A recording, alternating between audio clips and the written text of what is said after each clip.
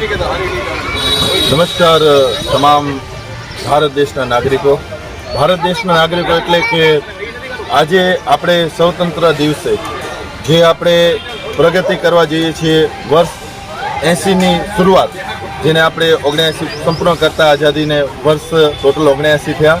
અને 80ના વર્ષે અમારી પ્રાર્થના છે, ઈશ્વર પ્રભુ અલ્લાહ ભગવાન બધાથી અમારી પ્રાર્થના છે કે આપણા ભારત દેશ હંમેશાનો તિરંગો લહેરાતો રહે અને બધાના ભાઈ પ્રેમોનો જેટલી આપણા જનજાતિ 18 વર્ણનો જે ભાવભર્યું એક મિલવ છે એ ભેગું મળતું જ રહે અને તિરંગાનું ધ્વજ તિરંગા લહેરાવાનું બધાને એવી રીતના જ ઉમંગ જાગે.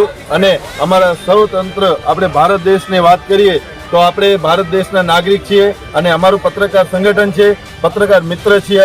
અમે પત્રકાર રીતે અમે બધા પત્રકારોને એક જ વસ્તુ જાણવા માંગીએ છીએ કે સમય કોઈ પણ હોય પણ આપણે જનતાના સેવક છીએ અને જનતાના સેવક જે રહીશું. પત્રકાર એટલે દેશ દુનિયાનો ચોથો સ્તંભ જેને કહેવાય પત્રકાર. પત્રકારના આપણે ભાઈઓ મિત્રો અમે બધા શિવાજી પાર્ક ગાંધીધામ ખાતે દર વર્ષની જેમ ધૂમધામથી 15 ઓગસ્ટ હોય કે 26મી જાન્યુઆરી દેશના જે પ્રસંગે અમે બધા એક સાથે મળીને દેશ અને વિકાસની તમામ ચર્ચા કરીને પછી દર સહકારીએ છીએ.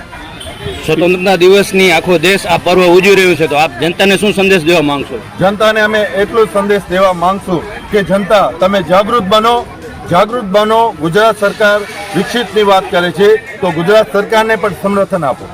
અને જે સાયબર ક્રાઇમ વધી રહ્યો છે એના વિશે તમે સાયબર ક્રાઇમ માટે આપણે મોબાઈલમાં પણ બધા સાયબર જેટલા પણ આપણે ટેકનોલોજી છે, સિસ્ટમ છે કે ભાઈ કેટલા પણ એરટેલ હોય કે સિમ કોઈ પણ અધર કંપનીનો હોય તેઓને સૂચના આવે છે કે તમે અધર ઓટીપી ના આપતા, તમે આ વસ્તુને સાવચેતી રાખજો એવી ચેતવણી મળે છે. તેમ છતાં પણ કોઈ લાલચમાં રૂપિયા નાખી દે છે તો આ વસ્તુ બનાવ થવાની જ હોય. થોડો આપણે પણ થોડો આમાં જાગૃત રહેવાનું હોય કે કદાચ આપણે કોઈ સાયબર ક્રાઇમ માટે કોઈ પણ પૈસા લેતી થાય છે તો પહેલે આપણે એના નંબર આપેલા જ હોય છે કે તમે સાયબર ક્રાઇમના 1998 આપણે એમાં નંબર નાખેલા જ હોય છે કે તમે એમાં ઇન્કવાયરી કરીને તપાસ કરી શકો છો. અથવા સ્થાનિક પોલીસ સ્ટેશનમાં અથવા સામાજિક કાર્યકર્તા આટલા બધા છે, તમે કોઈનાથી પણ રાય લઈને તમે માહિતી મેળવી શકો છો તો આગળ બનાવ ન બને.